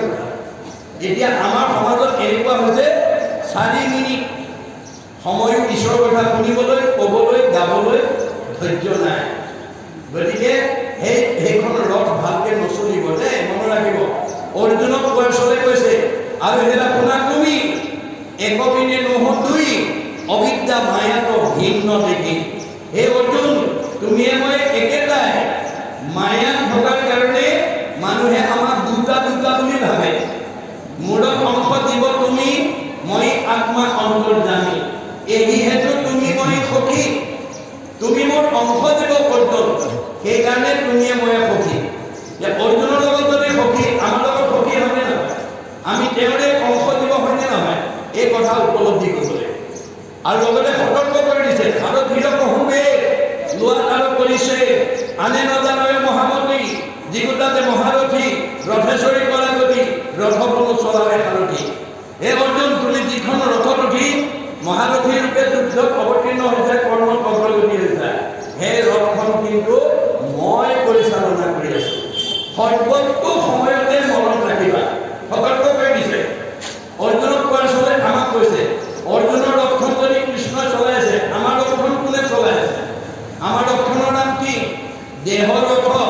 আমাৰ দেহটোক ৰথ বুলি কৈছে। ঘোঁৰা মন, মনটো ঘোঁৰাৰ লগত তুলনা কৰিছে।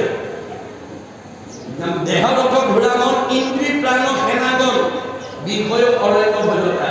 ইন্দ্ৰিয়বিলাক সেনা আৰু বিষয় অৰণ্যত আমি ইমানেই বিমুগ্ধ হৈছোঁ, যিজন থকাৰ কাৰণে মই চকুৰে দেখিছোঁ, কাণেৰে শুনিছোঁ, মুখেৰে খাইছোঁ, হাতেৰে কৰিছোঁ, ভৰিৰে গৈছোঁ, সেইজনৰ কথা শুনিবলৈ, সেইজনৰ কথা ক'বলৈ, সেইজনৰ কথা গাবলৈ, সেইজনক এটা সেৱা জনাবলৈ আমাৰ আজি বহুতৰ সময় নাই। তেতিয়া অৰ্জুনক কৈছে, তোমাৰ ৰথখন ভালে নচলিব দেই, তোমাৰ ৰথত ঘূনে ধৰিব।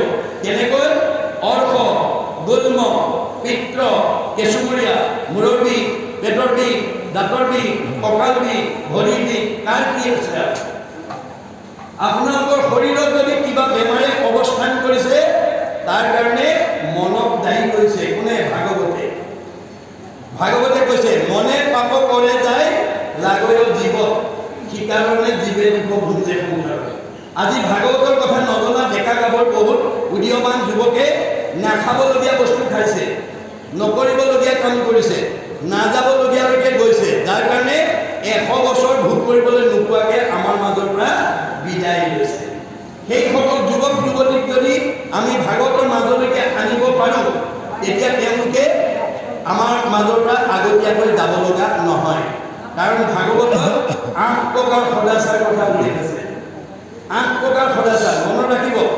কায়ৰ সদাচাৰ, বাক্যৰ সদাচাৰ, মনৰ সদাচাৰ, গমন সদাচাৰ, শৌচ সদাচাৰ, অন্ন সদাচাৰ, স্নান সদাচাৰ, শয়ন সদাচাৰ। এই 8 প্ৰকাৰ সদাচাৰ যি মানিব, ভগৱানে দিয়াতকৈ আয়ুস বঢ়াব পাৰিব। আমাক প্ৰত্যেককে 100 বছৰ দিছে। ভগৱানে আমাক প্ৰত্যেককে 100 বছৰ দিছে। মনুষ্যৰ আয়ুসত বৰিষ সংখ্যা। গতিকে 100 বছৰ দিয়া স্বত্তেও আমাৰ বহুতে 100 বছৰ ভোগ কৰিবলৈ নোপোৱাকৈ আগতীয়াকৈ গৈছে। কিন্তু শংকৰ মাধৱৰ দিনত এই ভাগৱতৰ ব্যাখ্যা শুনি কেইবাজনো আটা পুৰুষে আয়ুস বঢ়াইছে। শংকৰ মাধৱৰ পৰাই ভাগৱত ব্যাখ্যা শুনিছিল, কিন্তু তেওঁলোকৰ স্বভাৱ কি আছিল?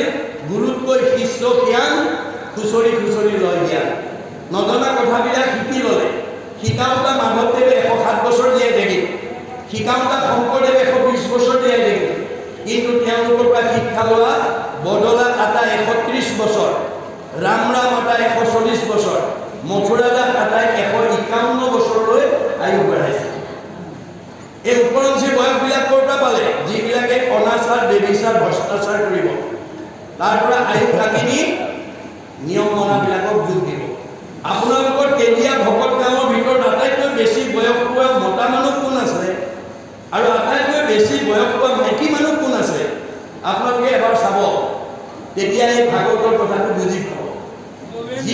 যিখন ঘৰৰ যিখন গাঁৱৰ মতা মানুহজনে ঈশ্বৰৰ প্ৰতি ভক্তি থাকিব, নীতি সদাচাৰ মানিব, সেইজনৰ আয়ুস চবতকৈ বেছি হ'ব। মাইকী মানুহৰ ভিতৰত যিগৰাকী মাইকী মানুহ ঈশ্বৰ ভক্তি কৰে নহ'ব আৰু নীতি নিয়ম মানিব, সেইগৰাকী মাইকী মানুহৰ আয়ুস বাঢ়িব। গতিকে অনাচাৰ, বেবিচাৰ, ভ্ৰষ্টাচাৰ কৰি কোনেও আয়ুস বঢ়াব নোৱাৰে, বৰঞ্চ ভগৱানে দিয়া আয়ুসো ভোগ কৰিবলৈ নাপাব। এই কথা ভাগৱতে কৈ আছে। এই কথা জানিবৰ কাৰণে ভাগৱত শুনিবলৈ আহিব। গতিকে সেহি বেলা কান্ত পুচি নন্দ এহিকা তুষ্ট ভৈলা পিতামহ দেখি মুনিৰাজ, যে ভগৱন্তৰ সৃষ্টিৰ কথা জানিব খোজাৰ কাৰণে বাপেকে পৰম সন্তোষিত হৈছে। সন্তোষিত হৈ কি ক'লে? জগতকে কৃপা কৰি পৰম মহন্ত কৰদূৰে বিধাচাৰক আদি দিনামন্ত, যে তেওঁ কৰা প্ৰশ্নৰ কাৰণে যাতে জগতৰ উপকাৰ হয় তাৰ কাৰণে হাতযোৰ কৰি বাপেকক এই কথা জানিবৰ কাৰণে প্ৰশ্ন কৰিছে। নাৰদ পদতী নম দেৱ সৃষ্টিকৰ বুজাইব মোক জ্ঞান সাধন সুন্দৰ। দেউতা মোক মানে সুন্দৰ জ্ঞানক মানে তুমি দান দিয়া, মোক বুজাই দিয়া। জগত প্ৰকাশে কোনে কথাটো আশ্ৰয়, কাৰ কথাত জগত প্ৰকাশ হৈছে, কেনেকৈ ব্ৰতী আছে, কোনে স্বৰ্গে কোনে পালে কাহাকত থাকয়। এই জগতখন কোনে সৃষ্টি কৰিছে, ক'ত থাকে আৰু কেনেকৈ থাকে, কোনে পালন কৰে, এই বিষয়ে মোক কোৱা। কাহাৰ অধীনত স্বৰূপ কত কিবা হয় আৰু কাৰ অধীনত কি চলি আছে, ইসব সংশয় মোৰ চেদিবে লাগে। এই সংশয়খিনি মোক দূৰ কৰিব লাগে। সন্মানীয় চৰ্দাৰ বাবুক আপোনাক সেৱা জনাইছোঁ। এটা কথা সুধিব পাৰিম নেকি? আপোনাৰ প্ৰশ্ন যিমান আছে সিমান সুধিব পাৰিব, কিন্তু আপুনি পাঠৰ কথাখিনি কৈ ল'ব লাগিব। প্ৰশ্ন কিন্তু আপুনি অন্য নানিব। আজি পাঠৰ ওপৰত এনি কুৱেশ্যন আপুনি কৰিব পাৰিব। আকৌ পাহৰি যাব পাৰোঁ। নহয় নহয়, আপুনি মনত ৰাখিবই লাগিব, কাৰণ আপুনি যদি মাজত ধৰে মই পাহৰি যাম নহয়। মই এটা লাইনত কথা কৈ আছোঁ নহয়, মাজতে যদি আপুনি প্ৰশ্ন কৰি দিয়ে মোৰ ৰসভংগ হৈ যাব, মোৰ লাইনটো ছিগি যাব। গতিকে আপোনাৰ কি প্ৰশ্ন আছে দৰকাৰ হ'লে লিখি ৰাখক, লিখিতভাৱে মোক দিয়ক। প্ৰশ্নখিনি মাজত ধৰি আনৰ অপকাৰ হোৱাটো নকৰিব, সেই কথাটোকে ইয়াত কৈ আছে যে আপুনি কৰা প্ৰশ্নটোৱে যাতে আনৰ অপকাৰ হ'ব নালাগে। মই এটা লাইনত ব্যাখ্যা কৰি আছোঁ, আপুনি মাজতে উঠি যদি প্ৰশ্ন কৰি দিয়ে মোৰ লাইনটো ছিগি যাব আৰু বাকীবিলাকে শুনাত অসুবিধা হৈ যাব। অঁ ৰ'ব, আপোনাক মই ক'লোঁ আপুনি যিকোনো কুৱেশ্যন কৰিব পাৰিব, আজি পাঠৰ ওপৰত কৰিব। এতিয়া যি পাঠৰ ওপৰত ব্যাখ্যা কৰি আছোঁ, পাঠৰ ওপৰত প্ৰশ্ন কৰিব, প্ৰশ্নটো মোৰ ব্যাখ্যা কৰাৰ শেষত কৰিব অথবা লিখিতটো। তেতিয়া মানে আপোনাৰ প্ৰশ্ন উত্তৰ দিয়াত মোৰ অসুবিধা নহয় আৰু শ্ৰোতাসকলৰ অসুবিধা নহয়। আপুনি প্ৰশ্নটো মনত ৰাখক। এতিয়া কৈছে তজু সেইব দেৱ কোন অধীন কাহাৰ, যে দেউতা তুমি তোমাৰ সেইব দেৱতা কোন, তুমি কাক সেৱা কৰা, স্বৰূপত কিবা তুমি পঢ়া কৰি খাৰ। এই কথাটো মোক তুমি মানে সাৰ গৰ্ভভাৱে মোক কোৱা। মোৰ মনে তোমাকে ঈশ্বৰ বুলি কয়, যে মই কিন্তু তোমাক এই মুহূৰ্তলৈকে তুমি ত্ৰিতলৈকৰ জীৱ সৃষ্টি কৰিছা, মই তোমাকেই ঈশ্বৰ বুলি ভাবি আছোঁ, তোমাকেই ঈশ্বৰ বুলি ভাবি আছোঁ। তজু ল'ব দেখি তাতো সংশয় লাগত। এতিয়া দেখিছোঁ তুমিও আকৌ কাৰোবাক চব কৰি আছা, তুমিও কাৰোবাক চিন্তা কৰিছা। মই এই মুহূৰ্তলৈকে তোমাকেই ঈশ্বৰ বুলি ভাবি আছোঁ, কাৰণ তুমিয়ে ত্ৰিতলৈকৰ জীৱ সৃষ্টি কৰিছা, গতিকে তুমি ঈশ্বৰ বুলি মই ভাবি আছোঁ। কিন্তু এতিয়া আহি দেখিছোঁ তুমি আকৌ কাৰোবাক চিন্তা কৰি আছা, গতিকে তুমি কাক চিন্তা কৰি আছা সেই বিষয়ে মোক কোৱা। তজু ক'ব দেখি তাতো সংশয় লাগত। এতিয়া তুমি তপস্যা কৰি থকা দেখি মোৰ প্ৰশ্ন মানে সংশয় হৈছে, এতেকে তোমাকো কৰি আছে শ্ৰেষ্ঠ দেৱ। এতিয়া মই অনুভৱ কৰিছোঁ যে তোমাতকৈও শ্ৰেষ্ঠ দেৱতা কোনোবা আছে, তাতে সেই ভকতিভাৱে কৰে নিতে সেৱ, যাৰ কাৰণে তুমি ভক্তিভাৱে সেৱা কৰি আছা। এইটো মই অনুভৱ, মনত ৰাখিব। আমাৰ অনুভৱে সংস্কাৰ আনে, অনুভৱ নহ'লে সংস্কাৰ নহয়। আমি এতিয়া কৰা আলোচনাৰ প্ৰতিটো কথাৰ ওপৰত আমি অনুভৱ কৰিব লাগে। আমাক ভগৱানে প্ৰত্যেককে এটা নহয় এটা জ্ঞান দিছে। কাক কি জ্ঞান দিছে আপোনালোকক প্ৰদত্ত সকলেহে জানিব। কাৰোবাক ডাক্তৰ, ইঞ্জিনিয়াৰ, অৱস্যাৰ, প্ৰবক্তা, অধিবক্তা, বুদ্ধিজীৱী, জ্ঞানী, মানী, খেতিয়ক, ব্যৱসায়ী ইত্যাদি ইত্যাদি বিভিন্ন প্ৰতিভা দি আমাক প্ৰত্যেককে পঠিয়াইছে। কাৰো প্ৰতিভাৰ লগত কাৰো প্ৰতিভা সাদৃশ্য নাই, প্ৰত্যেকৰে বেলেগ বেলেগ কাৰণে আমি ইজনে সিজনক মান্যতা দি আছোঁ। আপোনাৰ গাত থকা গুণখিনি যদি মোৰ গাত থাকে, মোৰ গাত থকাখিনি যদি আপোনাৰ গাত থাকে, আপুনিও মোক নামানে, ময়ো আপোনাক নামানো। সেইকাৰণে ভগৱন্তই প্ৰত্যেককে বেলেগ বেলেগ প্ৰতিভা দি পঠিয়াইছে। কিন্তু দাৰ্শনিক পণ্ডিতে কৈছে যে ভগৱানে যিটো প্ৰতিভা দিছে সেইটো প্ৰণালীবদ্ধ প্ৰয়োগৰ দ্বাৰা তাক বিজ্ঞানভাৱে উত্তৰণ কৰিবলৈ শিকিব লাগে। আমাৰ বহুতে নিশিকাৰ কাৰণে তেওঁ জ্ঞানী হৈও সমাজৰ অপ্ৰিয় হৈ যায়। বহুত জ্ঞানী মানুহক সমাজে বেয়া পায়, বহুত ধনী মানুহক সমাজে বেয়া পায়, বহুত বিদ্যাৱন্ত মানুহক সমাজে বেয়া পায়। কিয়? ব্যৱহাৰ কৰিব নাজানে। মনত ৰাখিব কথা, আপোনাৰ ধন ধান টকা পইচা গাড়ী মটৰ থাকিল বুলিয়ে আপুনি যদি ব্যৱহাৰ কৰিব নাজানে, ধন ধান টকা পইচা গাড়ী মটৰে আপোনাৰ সমাজৰ মান্য বৰ হিচাপে ৰাখিব নোৱাৰে। মনত ৰাখিব কথা। গতিকে আমাৰ ব্যৱহাৰটো আমি জানিব লাগিব, আৰু সেই ব্যৱহাৰটো জানিবৰ কাৰণে শাস্ত্ৰ শুনিবলৈ আহিব লাগিব। শাস্ত্ৰ অনুবৰ্তী শত্ৰু নহিত্ৰপণ। আমাক ভাগৱতে কৈছে যি মানুহে শাস্ত্ৰ পঢ়ে তাৰ কেতিয়াও শত্ৰু থাকিব নোৱাৰে। কিয়? তেওঁ ব্যৱহাৰ জানে। কেনেকৈ? সমানত মৈত্ৰী উত্তমাত শতকা দৰিদ্ৰক দয়া কৰি দিব বাৰম্বাৰ। আমাৰ যিসকল শাস্ত্ৰ শুনিছে, পঢ়িছে, বুজিছে, তেওঁলোকে ব্যৱহাৰ কৰিব জানে। কেনেকৈ? যে সমানজনক বন্ধু ব্যৱহাৰ, জ্যেষ্ঠ জ্ঞানীজনক বয়সতো জ্যেষ্ঠ হ'ব পাৰে, জ্ঞানতো জ্যেষ্ঠ হ'ব পাৰে, তেওঁক মান্যতা দিয়ে, আৰু বয়সত সৰুজনক মানে দয়া কৰিব জানে। সেইকাৰণে তেওঁক বেয়া নাপায়। কিন্তু আজি আমাৰ সমাজত বহুত শাহুৱেকে বোৱাৰীয়েকক বেয়া পায়। কিয়? বোৱাৰীয়েকে শাহুৱেকক কেনেকৈ মাতৃ জ্ঞান কৰি নিজৰ মাকৰ দৰে ব্যৱহাৰ কৰিব লাগে তাক নজনাৰ কাৰণে বহুত বোৱাৰীক শাহুৱে বেয়া পায়। আৰু বহুত শাহুৱেকে নিজৰ বোৱাৰীজনীক কেনেকৈ নিজৰ ছোৱালীৰ দৰে মৰম কৰি কথা ক'ব লাগে, ব্যৱহাৰ কৰিব লাগে তাক নজনাৰ কাৰণে বহুত শাহুৱেকক বহুত বোৱাৰীয়ে বেয়া পায়। বহুত দেউৰেকক বহুত নবৌকে বেয়া পায়, বহুত নবৌয়েকক দেউৰেকে বেয়া পায়, বহুত ননন্দীক নবৌয়েকে বেয়া পায়, বহুত নবৌয়েকক ননন্দীয়ে বেয়া পায়, ইত্যাদি ইত্যাদি। কিয়? ব্যৱহাৰ কৰিব নাজানে। মনত ৰাখিব কথা। আপুনি যেতিয়ালৈকে ব্যৱহাৰ কৰিব নাজানিব, যিমান বিদ্যাৱন্ত ধনৱন্ত শ্ৰীমন্ত সম্পদশালী নহওক কিংবা তেওঁ কেতিয়াও মানুহৰ প্ৰিয় হ'ব নোৱাৰে। সেইকাৰণে দাৰ্শনিক পণ্ডিতে কৈছে to become great one we must be humble. আপুনি সমাজত নিজক প্ৰতিষ্ঠা কৰিবলৈ হ'লে আপুনি নম্ৰ গুণৰ হ'বই লাগিব, নম্ৰ স্বভাৱৰ হ'বই লাগিব। অহংকাৰী মানুহক কোনো মানুহে ভাল নাপায়। আমাৰ মনলৈ 5টা বস্তুৱে অহংকাৰ আনে। মনত ৰাখিব, বেদত কৈছে কি কি ভাৱে আমাক অহংকাৰ আনে, যি অহংকাৰ আহিলে আমি সমাজৰ পৰা আঁতৰি যাব লগা হয়। সেইকেইটা হৈছে কি? জাতি, বিদ্যা, মহতঞ্চ, ৰূপ, যৌৱনম এবশ যত স্তুতি বৰ্ধে অংশতে ভক্তি কণ্টকঃ। এই 5টা ভাৱে আমাৰ কৃষ্ণ থকা জেগাখনত যাতে অৱস্থান কৰিব নোৱাৰে। 1 নম্বৰ জাতি, মই উচ্চ জাতিৰ মানুহ বুলি জাতিক লৈ যদি কোনোবাই গৰ্ব কৰে, সি সাধাৰণ মানুহৰ লগত বহি ভকতি কৰিব নোৱাৰে। বিদ্যা, মই তেলীয়া ভকত গাঁৱৰ ভিতৰত মোতকৈ বিদ্যাৱন্ত পুথিগত ডিগ্ৰীত মোতকৈ ডিগ্ৰীধাৰী নাই, এই বুলি যদি ডিগ্ৰীক লৈ কোনোবাই অহংকাৰ কৰে, তেওঁ সাধাৰণ মানুহৰ লগত বহি ভকতি কৰিব নোৱাৰে। মহতঞ্চ, মই তেলীয়া ভকত গাঁৱৰ ভিতৰত মোতকৈ ধনী মানুহ দ্বিতীয় নাই, এই বুলি লগত নিব নোৱাৰা বিনাশী সম্পদক লৈ যদি কোনোবা অভিমান কৰে, সেইজনে ভকতি কৰিব নোৱাৰে। ৰূপ, চেহেৰা ভাল হ'লেও আমাৰ কিছুমান মানুহ বগা চগা ধুনীয়া দেখিবলৈ ভাল হ'লে ক'লা ধৰণে নাচায়, মাতিবলৈ ইচ্ছা নকৰে। সেইটো স্বভাৱ আছে যদি, কাৰণ আপোনাৰ ৰূপ যৌৱন ঈশ্বৰ প্ৰদত্ত। আপুনি পূৰ্বজন্মত অৰ্থাৎ প্ৰাৰব্ধ কালত, আমাৰ 3টা কৰ্মফল আছে, প্ৰাৰব্ধ, আৰব্ধ, অনাৰব্ধ। প্ৰাৰব্ধ কালতে আপুনি ভগৱানক কৈছিল মই তেলীয়া ভকত গাঁৱত মোক এজনী ধুনীয়া বগা চগা দেখিবলৈ ভাল ছোৱালী কৰি জন্ম দিবা, মোক এজনী ধুনীয়া বোৱাৰী কৰি সেই গাঁৱলৈ পঠাবা, মোক এজন ধুনীয়া ডেকা ল'ৰা কৰি, মোক এজন ধুনীয়া মাইকী মানুহ, মোক এজন ধুনীয়া মতা মানুহ কৰি পঠাবা। সেইকাৰণে আপুনি তেলীয়া ভকত গাঁৱত কোনোবা হয়তো দেখিবলৈ আনতকৈ ধুনীয়া চেহেৰা হৈছে। কিন্তু ভগৱন্তই আপোনাৰ সাধনাৰ বলে দি পঠিওৱা সেই সুন্দৰক লৈ যায়। আপুনি যদি ভাগৱত নজনাৰ কাৰণে, ভাগৱতৰ দৰ্শন নজনাৰ কাৰণে আপুনি যদি সেই ৰূপক লৈ অহংকাৰ কৰে, আপোনাৰ সুন্দৰক বান্দৰ কৰিবলৈ ভগৱানৰ বেছি সময় নালাগে। মনত ৰাখিব কথা। এদিন